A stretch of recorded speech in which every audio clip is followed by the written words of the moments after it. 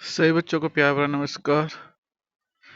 जैसे कि आप सभी जानते हैं कि जल्द ही आपके पेपर शुरू होने वाले हैं, और इसलिए हम आपके लिए एक सैम्पल पेपर लाए हैं हिंदी का 8th क्लास का, जो कि आपके एग्ज़ाम के लिए काफ़ी हेल्पफुल रहेगा। तो सभी बच्चे वीडियो को ध्यानपूर्वक सुने और देखें कि किस प्रकार के क्वेश्चन आपके एग्ज़ाम में आ सकते हैं। तो शुरू करते हैं। जैसे कि आप सभी देख पा रहे हैं, शिक्षा निदेशालय राष्ट्रीय राजधानी क्षेत्र दिल्ली, अभ्यास प्रश्न पत्र है 17-24-25 का है, कक्षा 8, विषय हिंदी। 2.5 घंटे का आपका पेपर होना है, और प्रश्न पत्र 2 खंडों ए और ब में विभक्त है। खंड ए में बहुविकल्पी प्रश्न पूछे जाएंगे, ठीक है, और खंड में वर्णनात्मक प्रश्न पूछे जाएंगे। दोनों खंडों के प्रश्नों के उत्तर देना अनिवार्य है। यथा संभव प्रत्येक खंड के प्रश्नों का उत्तर क्रम से आपको देना है। जहाँ तक पेपर करने की बात है, आप सीरियल वाइज क्वेश्चनों को करिए, जिससे कि आपके जो एग्जामिनर हैं उनको कॉपी चेक करने में आसानी रहे। जैसे हम बात करें पहले क्वेश्चन नंबर 1 में लिखा है कि निम्नलिखित गद्यांश को ध्यानपूर्वक पढ़िए और पूछे गए प्रश्नों के उत्तर लिखिए। गद्यांश के अनुसार आधुनिकता का हमारे खान पान पर क्या प्रभाव हुआ।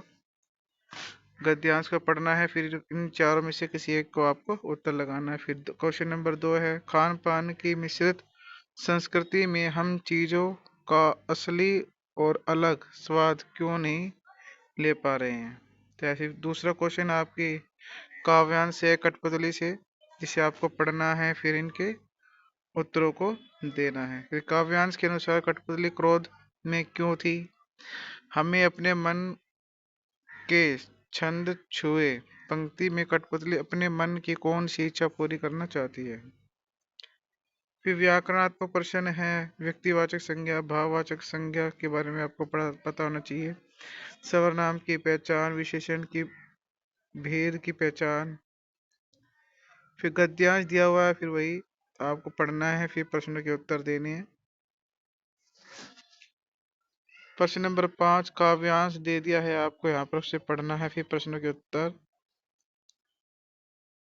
फिर निम्नलिखित प्रश्न के उत्तर देने हैं आपको। बदलों की चिढ़ किससे थी।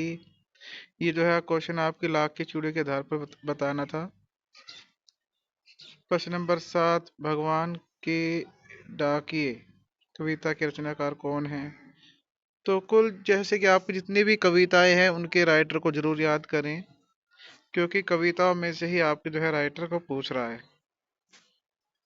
फिर निम्नलिखित व्याकरण प्रश्नों के उत्तर देने। सुख दुख में समास बताइए। आरामदेह शब्द में मूल शब्द और प्रत्यय आपको लिखना है।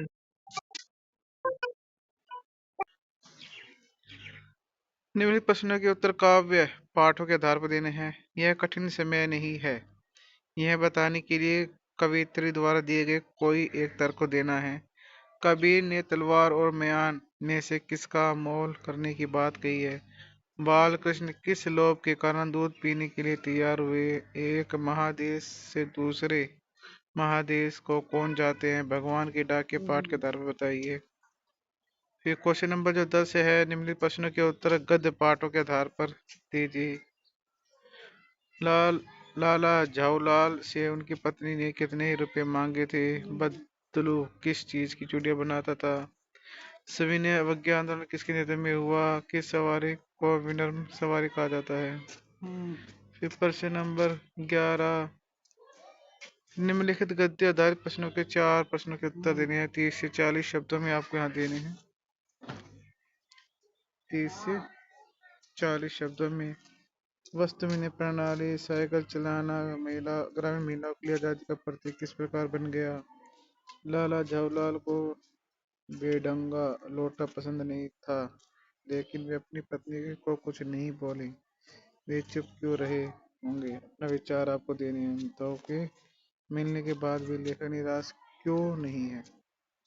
प्रश्न नंबर 12, 30 से 40 शब्दों में आपको देना है। ठीक है। फिर क्वेश्चन नंबर 13 है।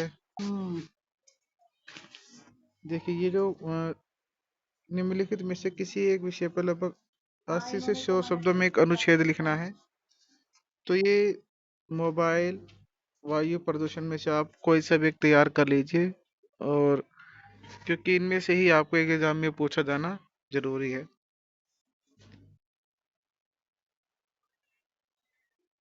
निम्नलिखित में किसी एक विषय पर 80 से 100 शब्दों पर पत्र लिखना है। यहाँ पर लेटर आपको लिखना है।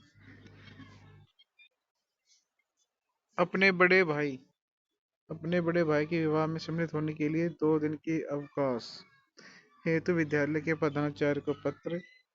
वाद विवाद प्रतियोगिता प्रथम आने पर छोटे भाई को बधाई देते हुए पत्र। तो आप देख सकते हैं कि इस प्रकार के क्वेश्चन जो है आपके एग्जाम में पूछे जाने हैं। तो ये थे क्वेश्चन। तो आप जो है अपनी कॉपी में जरूर लिखें, जिससे कि आपको आसानी रहे पेपर करने में। लिखने की ज़्यादा से ज़्यादा प्रैक्टिस करें, जिससे कि आपके अच्छे नंबर पेपरों में आ सकें। जरूर लिखें, लिखने की प्रैक्टिस करें। अनुच्छेद के निबंध के ऊपर ज़्यादा ध्यान दें। पत्रों पर प्रैक्टिस करनी है आपको, निबंध और पत्र पर खासकर, जिससे कि आपके अच्छे नंबर प्राप्त हो सके। सही बच्चों को वीडियो को ध्यानपूर्वक सुनने के लिए बहुत बहुत धन्यवाद। हमारे चैनल को लाइक, शेयर और सब्सक्राइब जरूर करें।